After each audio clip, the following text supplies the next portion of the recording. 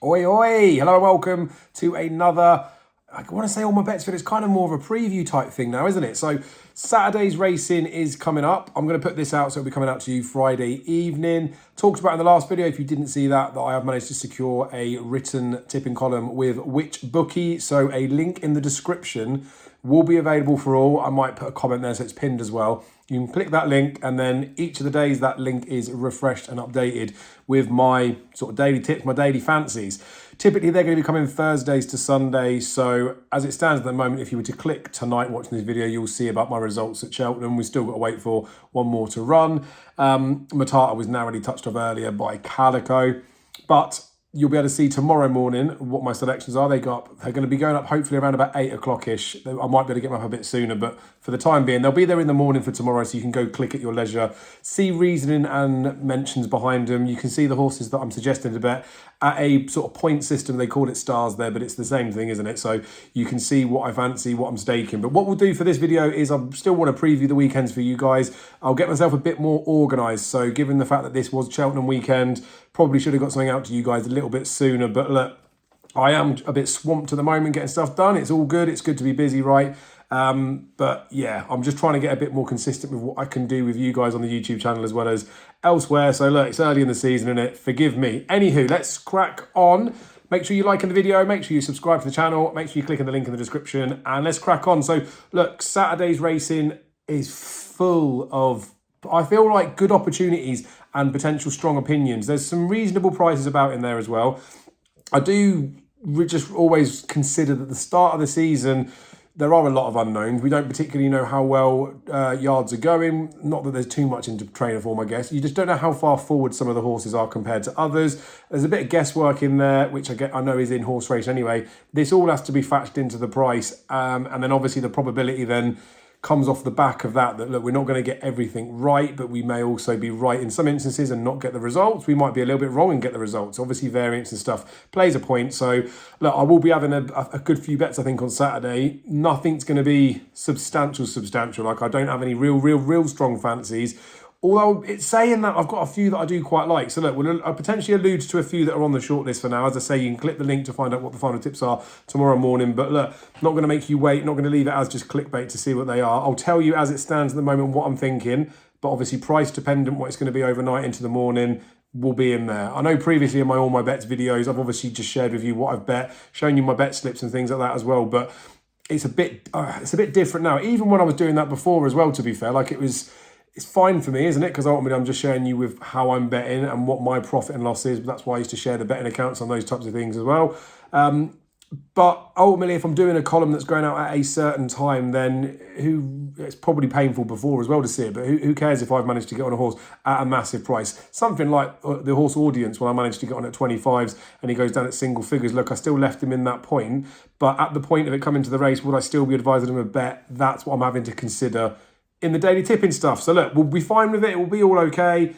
I'm just going to give you my run through of some of the races. So look, there's Cheltenham, Newbury, I've got a bit of an interest as well, and a bit of Doncaster too. But obviously, we'll just do the Cheltenham stuff first.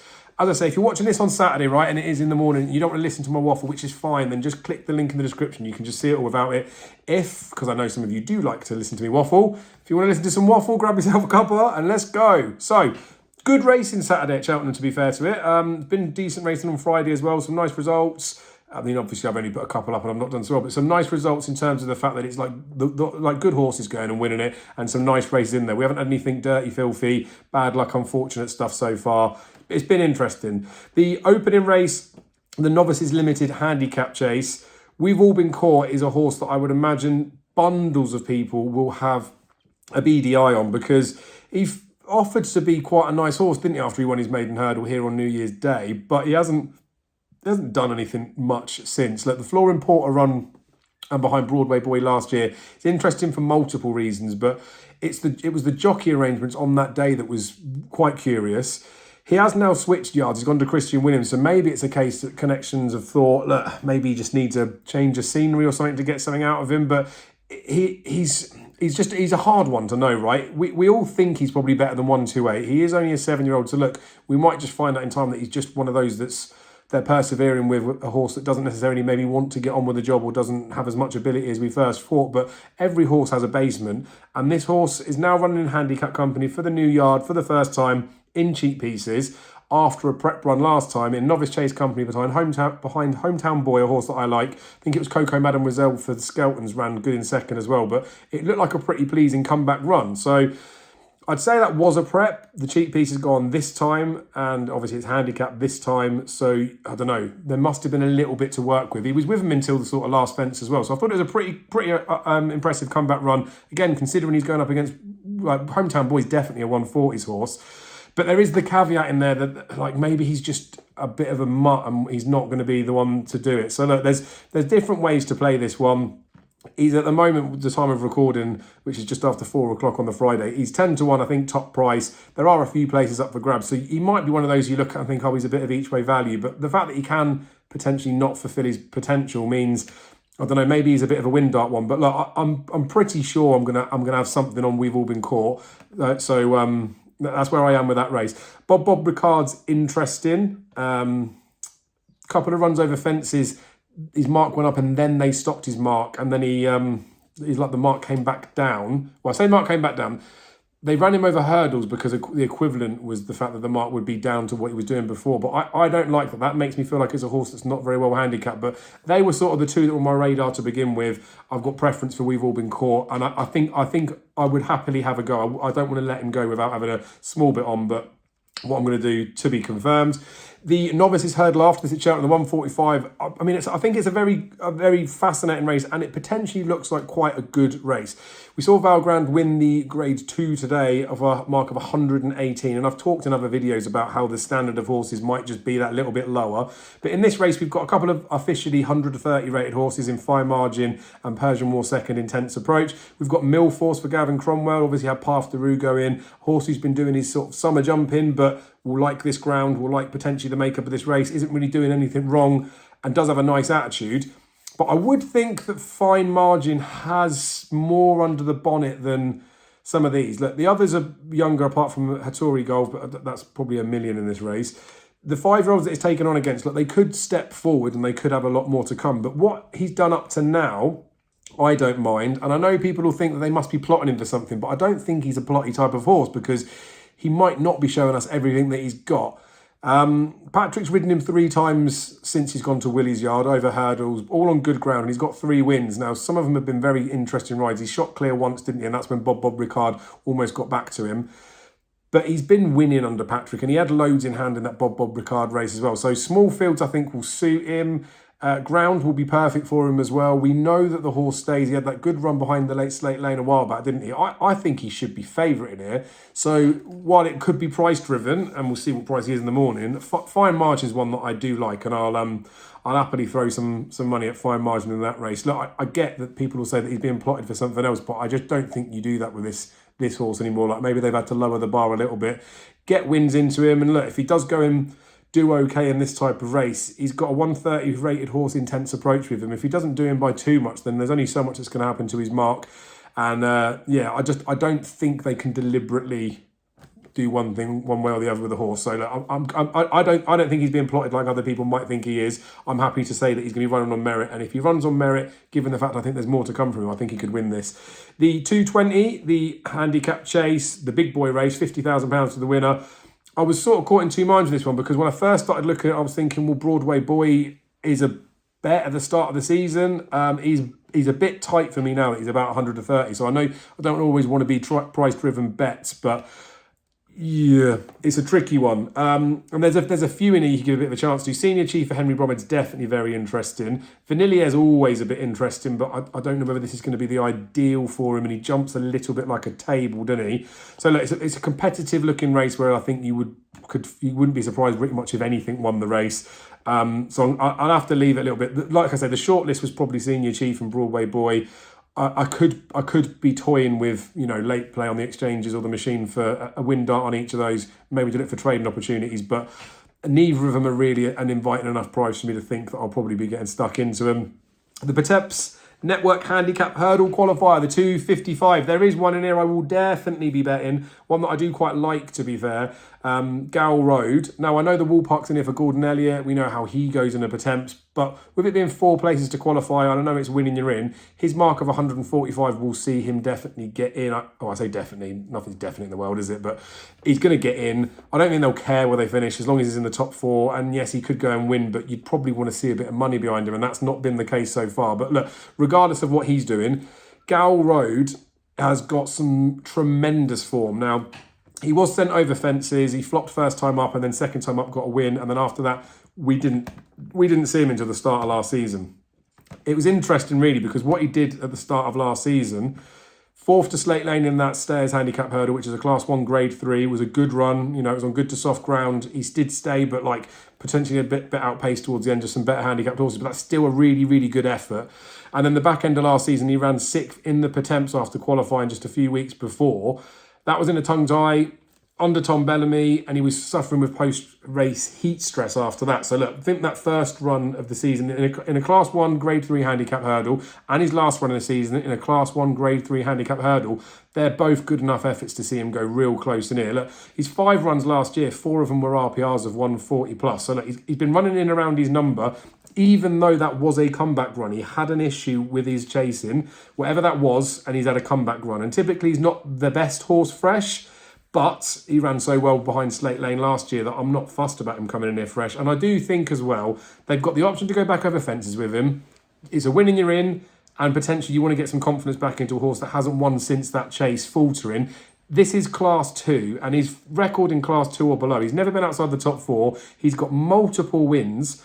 I just think this is a standout bet. I think he's got a proper chance in here, but obviously it's fraught with danger in a Pertemps qualifier about how much you'd get stuck in. I talked about Chantry House in a race last year, who did get qualified. Well, it worked out in the end, but it didn't work out in the end because he didn't go and get the job done, did he? So look, I'd look at Gow Road in this and think I would be surprised if he's not in the top 4. There are bookies offering 4 places. It's 13 runners. I think he looks a cracking bet. He's 8-1 at the moment. I think anything 5 or 6-1 or bigger, I'd happily have a go on Gow Road. So he's in.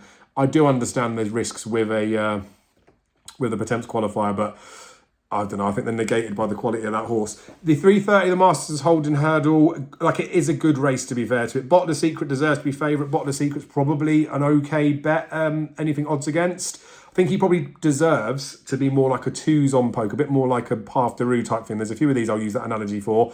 He is clear better than all of them. I just have a small niggle about with like Espoir de Land that was Gavin Cromwell's. They waited for the Fishery Lane, which is a Grade 3, then the Irish Independent at Christmas. They are full of like decent 4-year-old structured races for these like second season novices, but they're not second season novices, but, you know, juveniles that will go into open company. So the fact that he's running him here is a nice opportunity, but it just makes me wonder if he's fearful of some of those better horses. It was a good ride behind Cargeese. They were in a bit of a bunch in behind. I know Nürburgring's got a one at Galway as well. So there's really no reason to want to take this horse on. But a bit like that Gail Marler today that did run behind Valgrand, I'm just not fully drawn in by the price to think that, I'm not saying any horses as a certainty, but I think there's potential.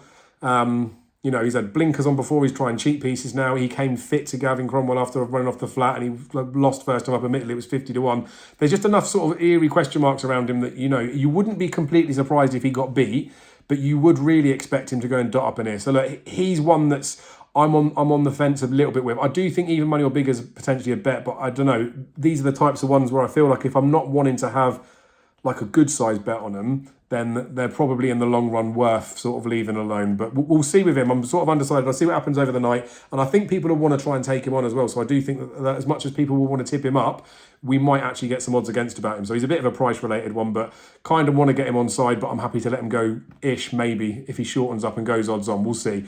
The Novices Chase after, Theatre Man was the one that I was definitely interested in, but I don't even know how long it's been since he got his head in front. He hasn't obviously won over fences, which is why he's in a Novices Chase, but he does look like a horse that should be better than these in here. Do like David Bass as a jockey. He likes to get over and done with the fences, so he'd be interesting, but I don't think I'll have a go on that race. I think there's just a little bit too much of a question mark about him. He's got first-time cheat pieces on now, but unlike Path de Rue, where you've got a horse that was sort of miles clear of his opponents. And although you could potentially question the horse's attitude, this horse here should be a good bit beyond some horses, especially on the penalty allowances that's in there. But I don't think he's got as much in hand as that. But obviously that's why you're getting 5-2 about this one. So he's on the cusp of someone that I could think about possibly maybe wanting to get stuck into.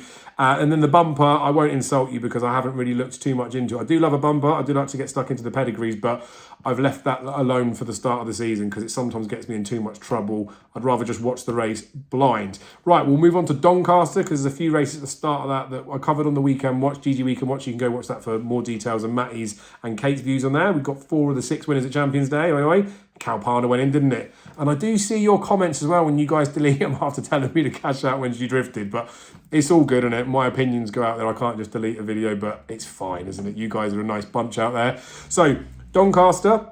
First race, the Doncaster Stakes, is a listed race. I do really think this Diego Ventura has a lot more ability than he's already shown, but I think on what he's already shown, he could probably win this race. The drop back to 6 furlongs I like. He likes ease in the ground. He can be slow away, but it's a small enough field that he'll get away with it. He's won twice after being slow away before. I'm a little bit worried about the temperament side of him, but I think he's done enough to warrant favouritism. He is about favourite. He's 3-1. He'll be a bet tomorrow, Diego Ventura for sure. The Racing Club Handicap after the 205, look, would be the type of race that, because of looking at it on the GG Weekend Watch, I probably would swerve this one if I'm not saying I didn't have to look at it, but if I wasn't looking at it because of the ITV stuff. But I actually probably, after glancing at the runners in here, would have wanted to try and make a case for Designer anyway. She won that Heritage Handicap, Fillies Handicap at York 2022 and 2023. She came back in the race this year after a significant layoff. Had wind surgery. She was weak in the market. I did still bet her, but she was nowhere near fit or ready to be able to get going. She ran at Haydock last time. The only other time she's run at Haydock was in a listed race. She got outpaced last time, but she got outpaced in that listed race as well. But she did stick to the task. She kept going, considering she was ridden so early. It was on slow ground, and she's gone all right on any types of ground as well, but probably might have just preferred a little bit of a quicker surface.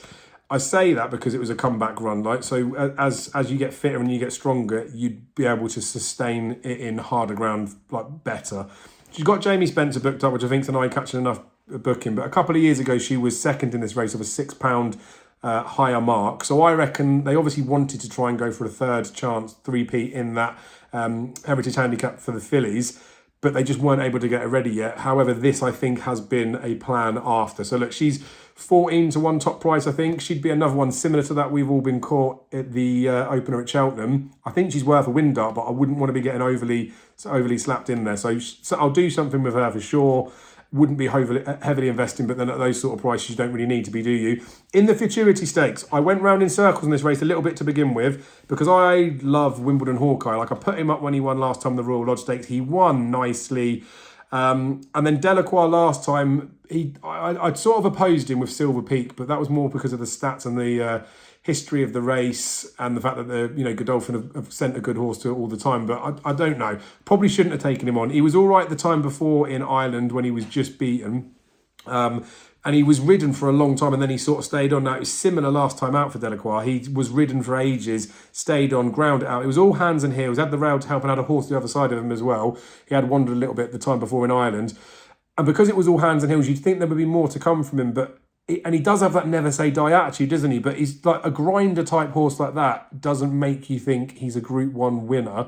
If he'd have sort of not had to grind so much and it was hands and heels and he went away a bit more, like I do think he won with a bit in hand, but he didn't impress me as much as Wimbledon Hawkeye did last time. He idled a little bit last time in front as well. And I think the fact that he might have some more company for longer, I think he's resilient. I think he'll stay on. That Acom form is absolute fire this year. I know it's a Group 3, but it was a Group 1 in nature. Running second to the line in winter is going to be standout. While there might be some good horses in here, like Detain, Anno Domini, Nebras as well, the brother to Nashwa. I do like Hot as Hell as well, because I put that one up last time in the Beresford Stakes. And like Delacroix is a good horse. Even Royal Playwright that was second to Wimbledon Hawkeye and Seaplane, they've all got ability. As it stands at this moment in time, though, Wimbledon Hawkeye, I think, is the best horse. And he's got as much experience as Delacroix and Hot as Hell. And while he's been getting on with it, and he obviously won last time, there's no reason why he can't step forward again. So look, I went round it a little bit before just thinking, oh, it's a competitive race, which it is. But Wimbledon Hawkeye is the right favourite. I'm hoping he stays as favourite because they've got a good record in this race. But regardless, Wimbledon Hawkeye, I have bet already. He'll be going in the column. I think he's got a good chance. We'll see how the race cuts up potentially for tomorrow. There's 8 runners at the moment, but like, I'm not saying that because I'm thinking of an each way bet on him. Although he would be the type of horse that I'd imagine will definitely be in the frame. But yeah, I've gone back around myself a few times, and it might be an easier case for everyone else just to jump in there and go with him. But I see no reason to oppose him at this stage. As a 2-year-old, and I do respect everything else that's in here. If he gets beat, he gets beat, but he's a fair enough price. He's 11-4 most places. He's 7-2 top price. I think that's fair to take the chance. Because it is competitive, but he is definitely the best horse in there. When looking at Newbury, a couple of races again, it was the ITV stuff that got us in. The Horace Hill, I didn't really have a strong opinion in. You can go watch the GG Week and watch to see what I thought about that one. Ground was playing on my mind a little bit. Al Arzi, though, in the St Simon Stakes, the Group 3. Now, I know he was beat at Ascot. We all saw the ride from Kieran Fallon Jr., but I don't think it was necessarily so much his fault. Ascot, they do win from the front and they can get away from you. They don't really get away from you at Newbury. He's the type of horse as well that he's never going to be short, because he has been in the past and he has been beaten. We know he can throw in a bit of a howler, but he's been better this season. And I know people will say the ground last time might have cost him and that might be a problem here at Newbury, but it wasn't the ground. Danielle will like this ground, I think, but she does get loads of weight. I just don't think she's good enough to beat Al Arzi. Even if Al Kareem had been declared in this race, I'd fancy Al Arzi. And I think he wouldn't be much bigger than he is now. He hasn't got Al Kareem to beat. He beat him here already last time, didn't he? I just think that Al Arzi will win this race. But we know what Al Arzi's like. He can throw a bit in there. So he's been a bit more trustworthy this season. Goodwood and then back at Newbury. But then last time, obviously, things just didn't pan out. And I don't know. I don't think that'll happen here because they don't do it. But, you know, tactically something could get in there, and it is bad ground as well. So look, he's a bit like Bottler's Secret as well. Like I want to bet him. I think he's a bet, but he should be shorter, I think, on what we know in all-known form. But then because there's those small, like, chinky stuff, and as I've said in the past, like, if I've got a coin flip, if it was heads or tails, I wouldn't bet with you unless someone was giving me 6-4 or bigger, and that's on a guaranteed even, like, money options. So in these types of ones, I do tend to get a little bit greedier.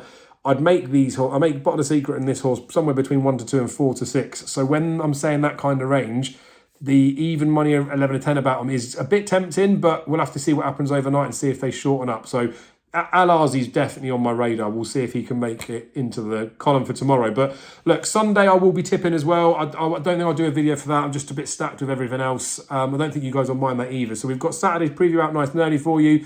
I'll keep in touch with what's going to go on for the week. I'll try and get weekend previews going again because I think they're important. And I do like doing all my bets videos to share with you.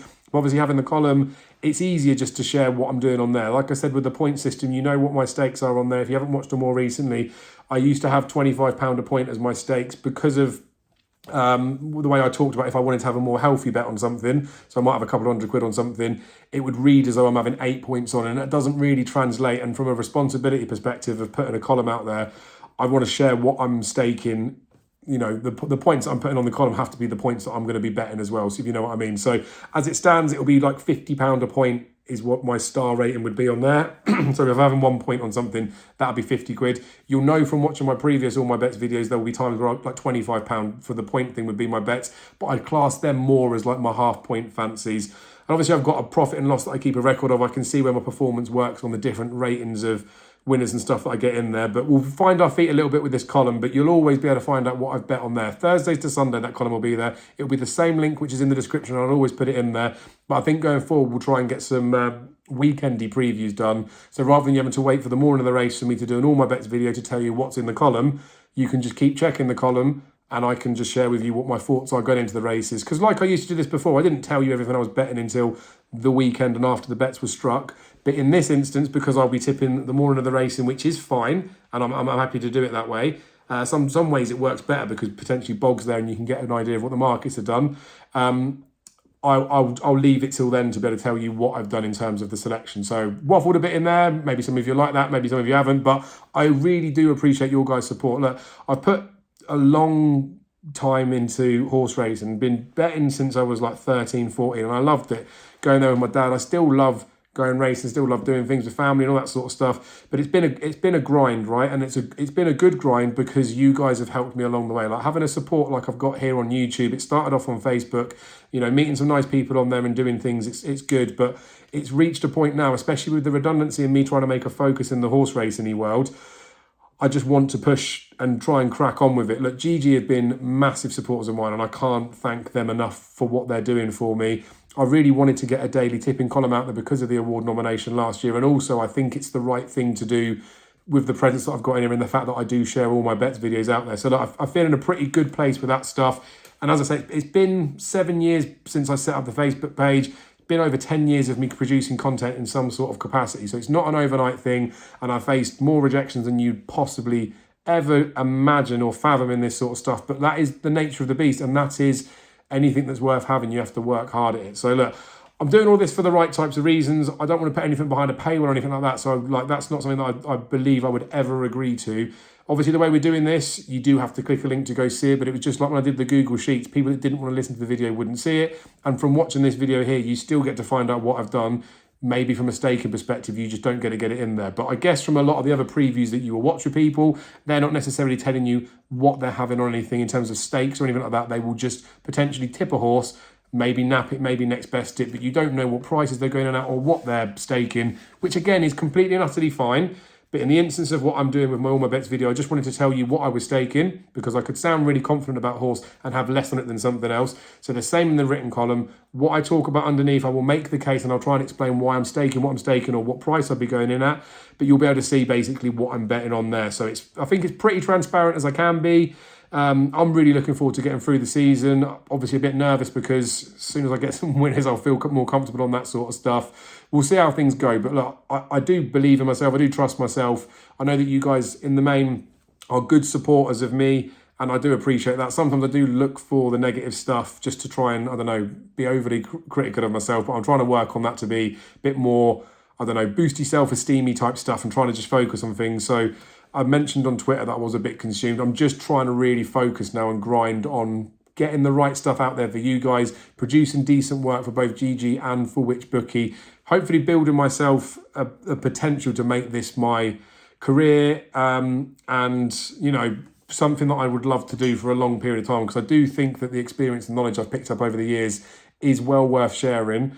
I do think as well I'm semi-entertaining as well. So that all said, I've waffled enough. Thank you very much for all your support. I really appreciate it. Have very good weekends and long may the jumps season continue. Look, the flat's been pretty good to be fair. The flat is something that I used to be interested in a lot more than I have been more recently. That was potentially to do with work and having to take a bit of a break out of things. But this season and last season have shown me that I can be profitable on the flat. Sometimes the variance is a little bit different, but obviously nothing beats jumps racing when it comes round, does it? So look forward to going through that with you guys this season. Appreciate your support, and I will see you all again very soon.